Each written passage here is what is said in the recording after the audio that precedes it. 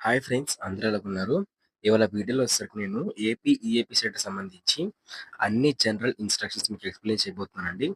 దాంతో పాటు ఎగ్జామినేషన్ కూడా మీరు ఏ డాక్యుమెంట్స్ తీసుకెళ్ళాలి, ఎగ్జామినేషన్‌లో మీరు చేయకూడని పనులేంటి, మీరు చేయాల్సిన పనులేంటి అని చెప్పేసి క్లారిటీగా ఒకటి చెప్తానన్నమాట. సో, మీకు ప్రతీది కూడా ప్రతి చిన్న ఇన్‌స్ట్రక్షన్ కూడా నేను మీకు క్లారిటీగా ఎక్స్‌ప్లెయిన్ చేస్తాను. దాని ద్వారా మీరు ఎగ్జామ్ హాల్‌లోకి ఎంటర్ అయిన తర్వాత మీరు ఎలా బిహేవ్ చేయాలి, సో, ఏ విధంగా అయితే మీరు నడుచుకోవాలి అని చెప్పేసి next step by step process ఏంటి అని చెప్పేసి మీకు క్లారిటీగా అయితే అర్థమైతే అవుతుందన్నమాట. సో, అందరూ కూడా వీడియోని ప్లీజ్ లైక్ చేయండి. లైక్ చేసి దాంతో పాటు ఎవరైనా మీరు కొత్తగా వచ్చినట్లయితే ప్లీజ్ సబ్స్క్రైబ్ చేసుకోండి. సబ్స్క్రైబ్ చేసి పక్కనే కనిపిస్తున్న బెల్ నోటిఫికేషన్ క్లిక్ చేసి ఆల్ అయితే పెట్టుకోండి. ఇక్కడ చూసుకున్నట్లయితే మనకి ఆహ్, ప్రతి డీటెయిల్ కూడా చూసుకోమని ఫస్ట్ పాయింట్‌లో చెప్తున్నారనమాట. సో, ఇప్పుడేంటి అనుకున్నట్లయితే మీ నేము, మీ డేట్ ఆఫ్ బర్త్, మీ జెండర్, మీ కేటగిరీ, ఇంకా మీ స్ట్రీమ్ ఏంటి? మీరు బైపీసీయా, ఎంపీసీయా అని చెప్పేసి మొత్తం అన్నీ చూసుకోండి. అవన్నీ కూడా మ్యాండటరీ అన్నమాట. ఇయన్నీ కూడా మనకి మ్యాండటరీ అండి. సో, మీకు సంబంధించి అన్నీ కరెక్ట్‌గా ఉన్నాయో లేదో చెక్ చేసుకోండి. కరెక్ట్‌గా లేకపోతే హెల్ప్‌లైన్ సెంటర్‌కైతే వెళ్ళండి.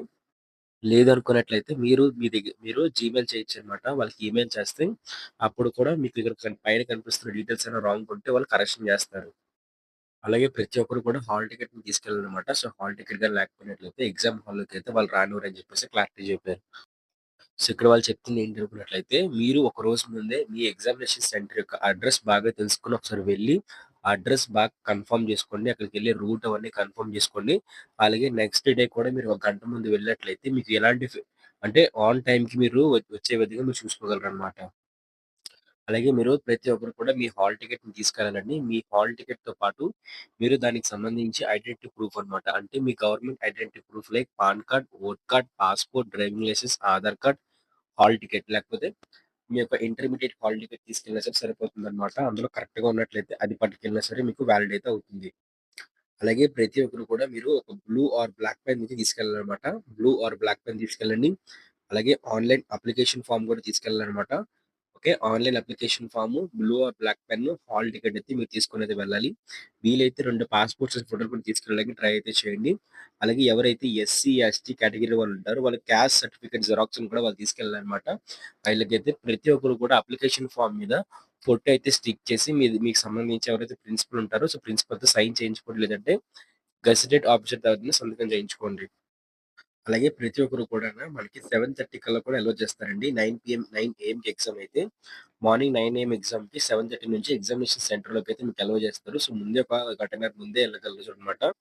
అలాగే ఆఫ్టర్‌నూన్ సెషన్ ఎవరైతే ఉన్నారో సో, వాళ్ళకి 2కి అయితే ఎగ్జామ్ ఉంటుంది. వాళ్ళకి 12:30 లోపైతే ఎగ్జామినేషన్ సెంటర్ లోనికైతే పంపిస్తారనమాట. అయితే గుర్తుపెట్టుకోవాల్సిన విషయం ఏంటి అనుకున్నట్లయితే, మీరు కరెక్ట్ ఆన్ టైమ్‌కి అయితే వెళ్ళొద్దు. ఎందుకంటే మీకు నెక్స్ట్ ప్రొసీజర్ అయితే ఉంటుంది. వన్స్ మీరు ఎగ్జామినేషన్ హాల్‌లోకెళ్లారంటే మీకు చాలా ప్రాసెస్ అయితే ఉంటుందనమాట. సో, ఆ ప్రాసెస్ మొత్తం పూర్తి చేసుకొని మీరైతే మీ యొక్క మీ యొక్క సిస్టమ్ ముందైతే కూర్చుంటారు. సో, ఆ ప్రాసెస్‌కి మీకు అప్రాక్సిమేట్‌గా 50 మినిట్స్ టైం పడుతుంది. సో, ప్రతి ఒక్కరు కూడానా ముందుగా వెళ్ళినట్లయితే ఆ 15 మినిట్స్ ప్రాసెస్ మొత్తం కంప్లీట్ చేసుకుంటారు. అలాగే ప్రతి ఒక్కరు కూడా బయోమెట్రిక్ అయితే ఏయించుకుంటారండి. సో, మీకు బయోమెట్రిక్ అంటే మీ థంబ్, మీ ఐరిస్, మీ ఫోటో తీసుకుంటారనమాట. సో, అవన్నీ కూడా మీరు క్లారిటీగా ఉండాలి. ఎలాంటి మెహందీ గాని ఏమైతే పెట్టుకోకండి. చేతికి కూడా ఎలాంటివి రాసుకొని అయితే మీరు వెళ్ళకూడదనమాట. అయితే మీ గవర్నమెంట్ ఐడెంటిటీ ప్రూఫ్, మీ ఓట్ కార్డ్, పాన్ కార్డ్‌లు కూడా మీరన్నీ తీసుకొనైతే వెళ్ళండి. సో, చూసారు కదా! మెహందీ గాని ఏమి హ్యాండ్స్‌కి గాని, ఫీట్‌కి గాని ఏమి పెట్టుకోవద్దని చెప్పేసి వాళ్ళు చెప్తున్నారు క్లారిటీగాన. అలాగే మీరు ఎలాంటి పేపర్ గాని మెటీరియల్ స్లిప్స్ గాని లేకపోతే ఎలాంటి పేపర్ లాంటివి తీసుకెళ్ళకూడదనమాట అక్కడ లోపలికి. ఇక్కడ చూసుకున్నట్లయితే మనకిక్కడ ఫోటోగ్రాఫ్ సెల్ఫ్ అటెస్టెడ్ అన్నమాట. సో, ఇక్కడ ఫోటోగ్రాఫ్ అంటించి మీకు చెప్పాను కదా! ఇందాక ఫోటోగ్రాఫ్ అంటించి దాని మీద మీ ప్రిన్సిపల్ గాని, గెస్టెడ్ ఆఫీసర్ సంతకం అయితే చేయించాలన్నమాట. Application form. అలాగే ఆ అప్లికేషన్ ఫార్మ్ మీద మీరు ఇన్విజిలేటర్ కళ్ళ ముందుకైతే వెళ్లి మీరు ప్రెజెన్స్ ఆఫ్ ఇన్విజిలేటర్ మీద సైన్ చేస్తారన్నమాట. సైన్ చేసి థంబ్ అయితే వేస్తారన్నమాట. ఇన్విజిలేటర్ కళ్ళ ముందు. అయితే ఇన్ కేస్ మీరు అక్కడ అప్లికేషన్ ఫార్మ్ గాని సబ్మిట్ చేయకపోయినట్లయితే అంటే గెస్టెడ్ ఆఫీసర్ సైన్ చేయించుకొని, అక్కడ మీ ఫోటో గాని అంటించకపోయి మీరక్కడ ఆ ప్రాసెస్ పూర్తి చేయకపోయినట్లయితే అంటే అప్లికేషన్ ఫార్మ్ ఇచ్చి, మీ ఫోటో అన్నీ లేకపోయినట్లయితే, మీ సైన్ చేయకపోయినట్లయితే మీ రిజల్ట్స్ అనేవి హోల్డ్‌లో పెడతామని చెప్పేసి వాళ్ళు చెప్పడం జరిగింది.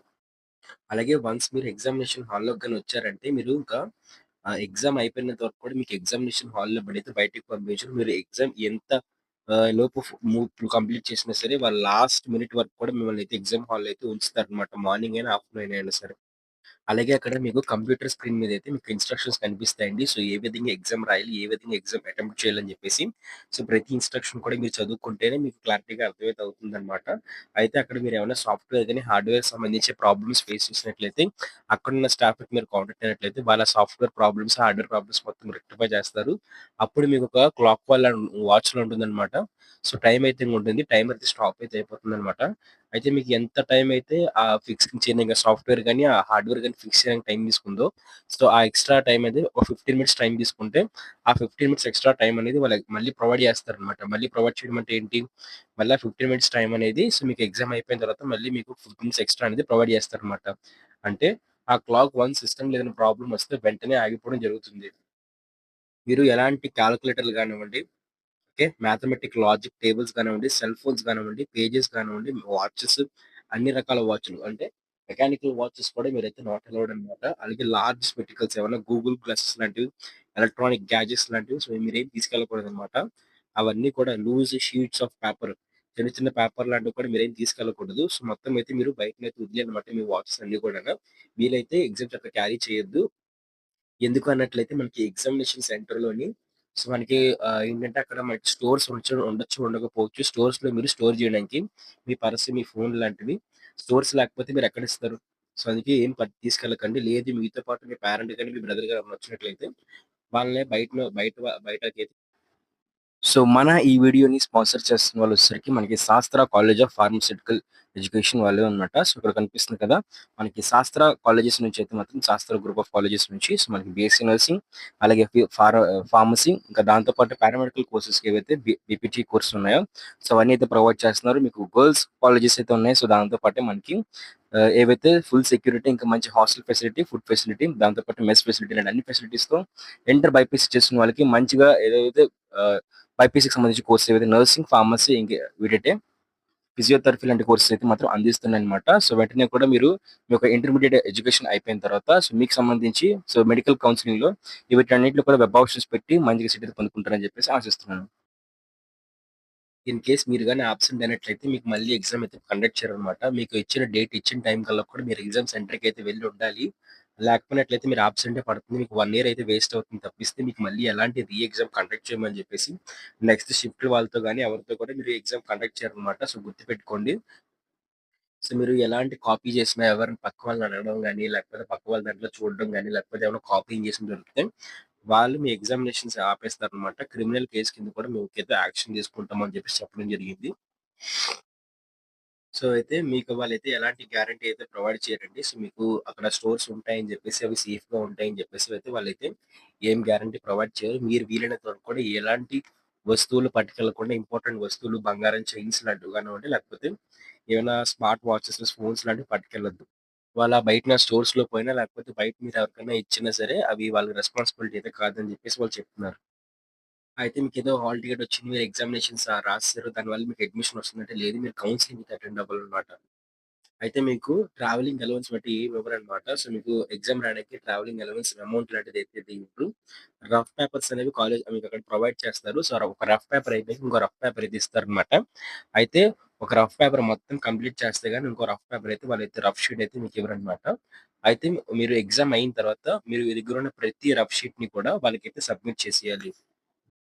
So, okay. దాంతో పాటే హాల్ టికెట్స్ అనేవి మనకి టైమ్ ఆఫ్ అడ్మిషన్స్‌లో యూజ్ అయితే అవుతాయి కాబట్టి, ప్రతి ఒక్కరు కూడా ఎగ్జామ్ అయిపోయినట్టుని హాల్ టికెట్ మడత పెట్టేసి పడేసేయకుండా నీట్‌గా భద్రంగా అయితే ఉంచుకోండి. మనకి అడ్మిషన్స్ అప్పుడు యూజ్ అయితే అవుతాయి. సో, ఇంకేమన్నా మీకు అప్డేట్స్ ఏమైనా వచ్చినట్లయితే అంటే ఎగ్జామ్స్ ఏమన్నా క్యాన్సిల్ అయినా లేకపోతే మనకేమైనా పోస్ట్‌పోన్ అయితే మాత్రం మీ అఫీషియల్ వెబ్‌సైట్‌లో అయితే మీకు చూపిస్తారు. ఓకేనా. మీరు మీరు కూడా ఇక్కడ హెల్ప్ డెస్క్ కానీ, కాంటాక్ట్ నంబర్స్ గాని కాంటాక్ట్ అయ్యి తెలుసుకోవచ్చు ఇన్ఫర్మేషన్ అంతా కూడా. నో పర్సనల్ కమ్యూనికేషన్ జరగదనమాట. అంటే మేము పలానా ఎగ్జామ్ సెల్ నుంచి ఫోన్ చేస్తున్నాము. మీరు మాకు ఈ డాక్యుమెంట్స్ పెట్టండి అని చెప్పేసి ఎవరు కూడా మీకు ఫోన్ చేసి అయితే మీకేమి అడగరనమాట. అంతా అఫీషియల్ వెబ్‌సైట్‌లోనే మనకి పనంతా కానిస్తారనమాట. సో, మీరు గాని ఇంకా హాల్ టికెట్స్ డౌన్లోడ్ చేసుకోనట్లయితే వెంటనే హాల్ టికెట్స్ డౌన్లోడ్ చేసుకోండి. మీకు మొత్తం జనరల్ ఇన్‌స్ట్రక్షన్స్ మొత్తం క్లారిఫై అయితే చేసేసాను. మీరు ఏం డాక్యుమెంట్స్ తీసుకెళ్ళాలి, అప్లికేషన్ ఫార్మ్ విత్ సిగ్నేచర్ అన్ని తీసుకెళ్ళాలి. హాల్ టికెట్ తీసుకెళ్ళాలి. బ్లూ ఆర్ బ్లాక్ పెన్ తీసుకెళ్ళాలి. దాంతో పాటే government identity proof Aadhaar card, pan card, voter card లాంటివి తీసుకెళ్ళాలి. అయితే Aadhaar card, voter card, pan card ఏది తీసుకెళ్ళినా సరే అందులోని మీ అప్లికేషన్ ఫార్మ్‌లోని మీ యొక్క హాల్ టికెట్‌లోని ఉన్న name, date of birth okay. మీ ఫాదర్ నేమ్ అన్నీ కూడా యాజ్ టీజ్‌గా అయితే ఉండాలనమాట. సో ఇది ఫ్రెండ్స్, మీకు ఇంకా డౌట్ ఉంటే ఖచ్చితంగా కామెంట్ చేయండి. దీంతో పాటు మనకి ఏపీ సెట్ కౌన్సిలింగ్‌కి సంబంధించి ఎప్పటికప్పుడు లేటెస్ట్ ఇన్ఫర్మేషన్ కోసం ఖచ్చితంగా అందరూ ఛానెల్ సబ్స్క్రైబ్ చేసుకోండి. సబ్స్క్రైబ్ చేసి పక్కనే కనిపిస్తున్న గంట సింబల్ క్లిక్ చేసి ఆల్‌లో పెట్టుకోండి. అలాగే మన టెలిగ్రామ్ ఇంకా వాట్సాప్ ఛానెల్ అయితే ఉంది. సో వెంటనే వెళ్లి జాయిన్